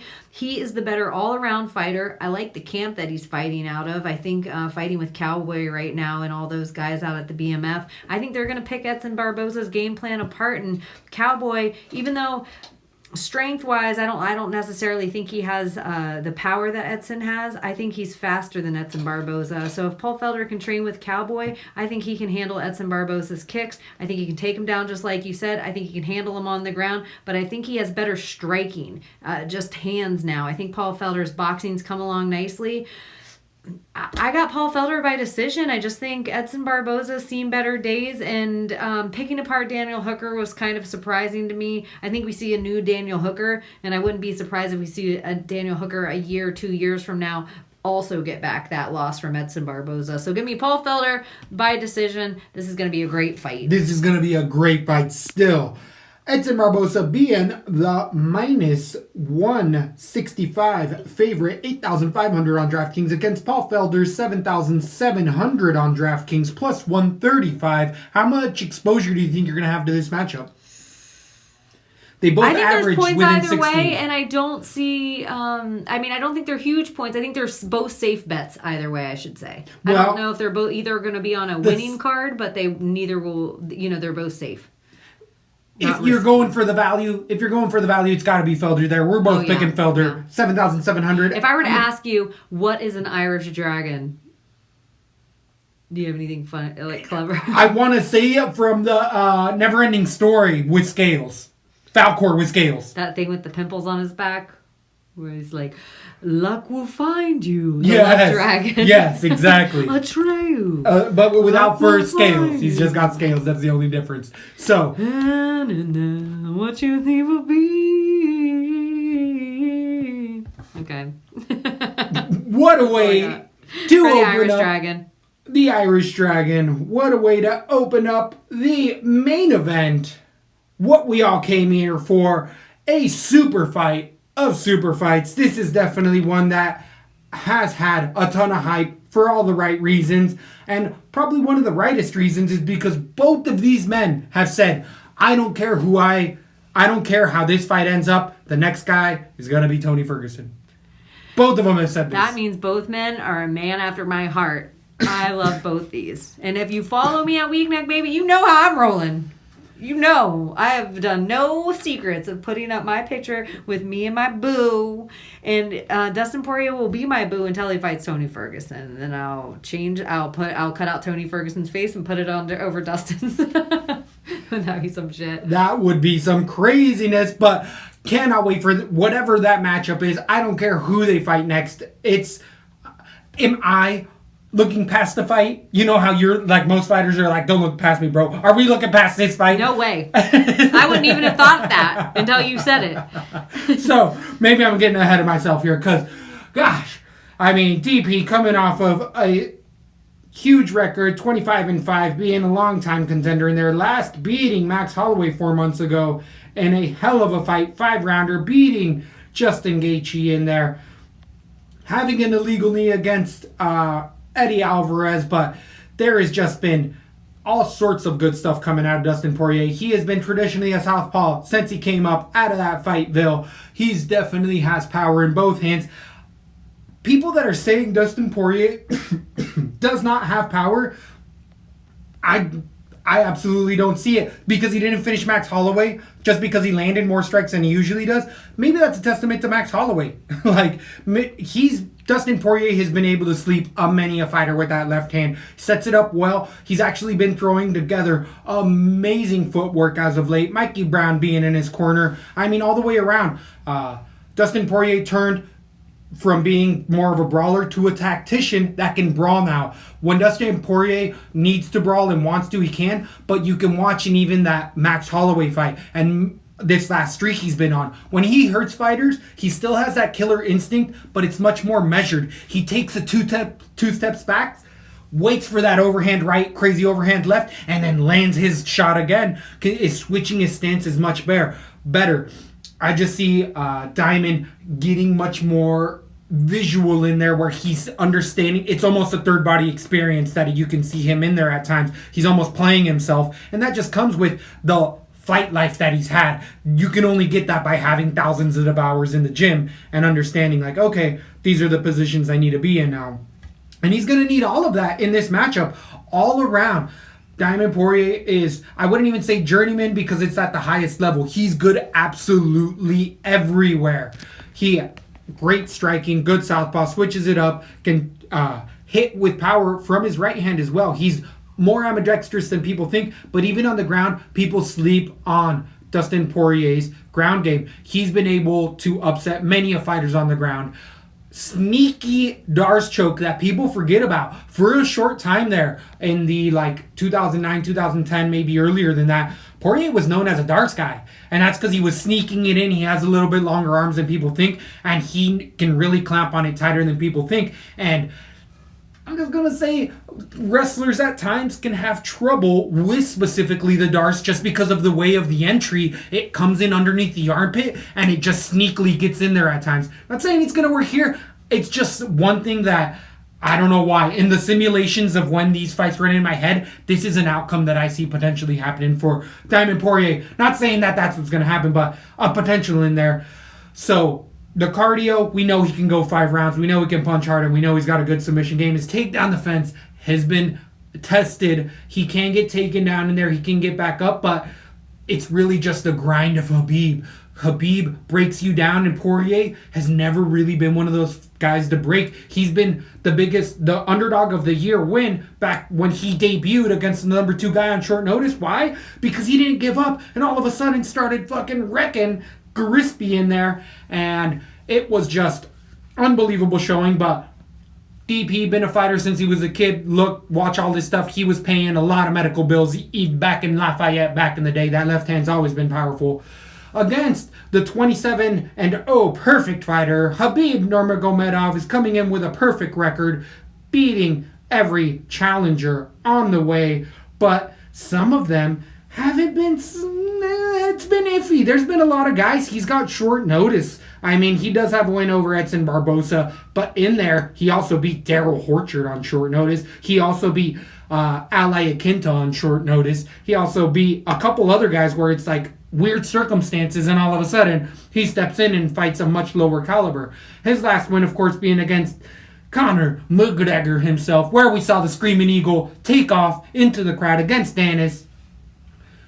Khabib been at AKA for a long time. I mean, training with all those guys at 30 years old. He's had the Dagestani life as well. A Pancrase champion, Sambo, all that good stuff. But as far as the competition level, Dustin Poirier, to me, leaps and bounds more professional level. The losses, the fact that he has losses, I actually think is a better thing because that adversary made Poirier shore up some of those deficiencies. What about the losses are to guys that Khabib's beat?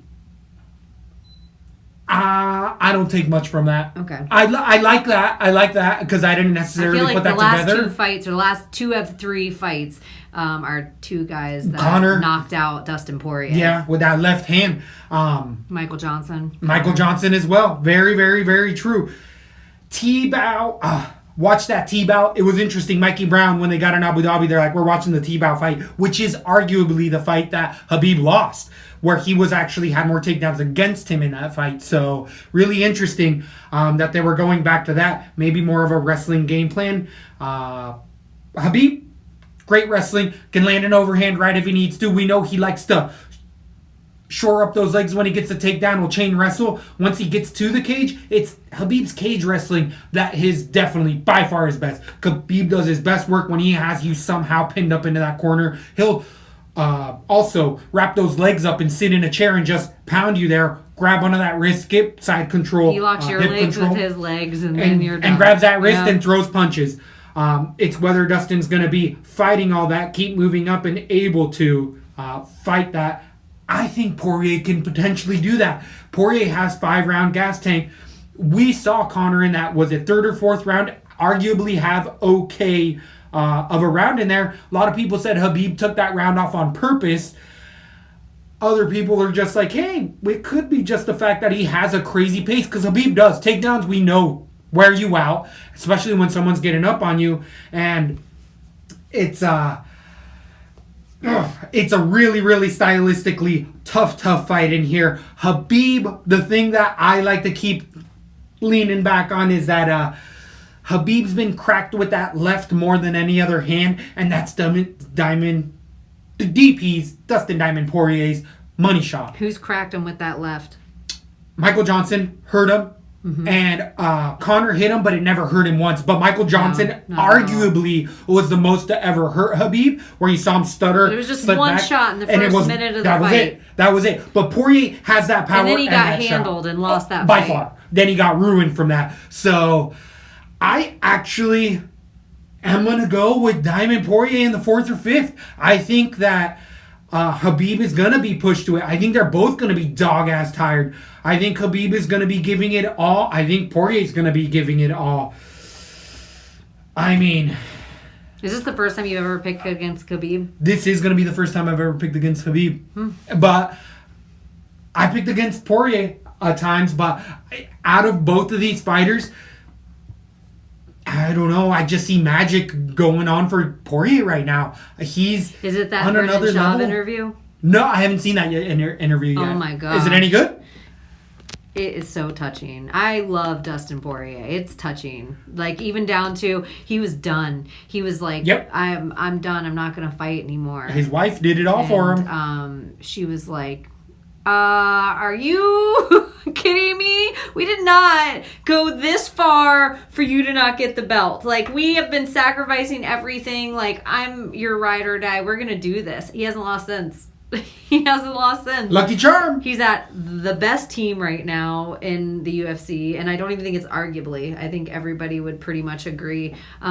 Also, Khabib's father's going to be in the corner for the first time in years, which could be something sketchy. Conor McGregor, for all intents and purposes, whoever that playboy is that Khabib fought, that people are like, Conor won a round. Cool. That guy would get murked by Dustin Poirier. 100%. There's no way. You know what Khabib's never gone against? A guy with a ground game, except for what you said, Glinson T-Bow. Like, someone. Yeah. Yep. Dustin has a ground game. He has good ground jiu-jitsu and pretty good wrestling. He has better hands by far, and he is the better grinder. Maybe the first person Khabib's ever gone against that has a far better. The 4th and 5th round, I could even say, are almost guaranteed Dustin's. So then what? If Khabib comes out and Dustin can push off those first few and it's a stand and throw, and then Khabib does get him down by the second, because we know he's going to be fighting. He's going to get him down. It's ridiculous to say he's not going to get him down. It's going to happen. But it's almost like Dustin's the better version of Al Iaquinta. And we saw Al, who was training for 3 fights against Felder, go 5 rounds with Khabib, and for all intents and purposes, the last 2 rounds shook off every takedown. So if Al can do that on 3 rounds of training, Dustin can do that all day. Something is right for Dustin on this, and I hate to say this because it means we're never, ever, ever, ever, ever going to see Tony versus Khabib. I know, right? But I got Dustin too, and I actually, if it can't go to decision, and I don't think it will. I think Khabib's going to get knocked out for the first time in his career. I too got round 4 because round 5 just seems crazy. It seems crazy to go that deep, but I could see round 5 happening too. Poirier kill round 5. I could see the submission as you were also saying with the ground game. We usually tell you, put a bet on it. Round number 4. This is a crazy fight. You better be tuning in. And I bet you could get like 22-1 odds right now. Crazy on that prop bet for sure. Yeah. I'm going to go right now and put one on. They're not open, unfortunately, now. It sucks. The prop bets take a while. But it's been a hell of a show. It's going to be a star-studded event. It's going to be one to remember. Be sure you look at your local listings because this is going to be at a different fight time. We definitely had a heavy-duty breakdown. Woo! It's hurricane week. I'm exhausted. I hope you're not too mad at us. But hey, you know what? You all knew I was going to go against Khabib, but no one saw it. You blindsided everybody. But so make sure you're following because we're going to put out those fight cards. And you know how we feel, too. Someone could look like Garbuti at weigh-ins. Khabib could come. Oh, and he has to be fight weight. Oh, that Tiramisu Tuesday, baby. Yeah, it just came up. Oh, yeah. So, and I can't wait. I can't wait for the whole entire thing. I can't wait to see what Tony says about it. $5 Connor's in the auditorium. I don't think so. $100? No way. $100? You see this right here. He's there. He's not there. Connor will or will not be in the auditorium. I say yes. I say no. You guys are going to have to tune into our next one. Maybe Sunday, but we're not promising anymore. Big stuff has to happen for us to do that. So otherwise, thanks for listening. Let me.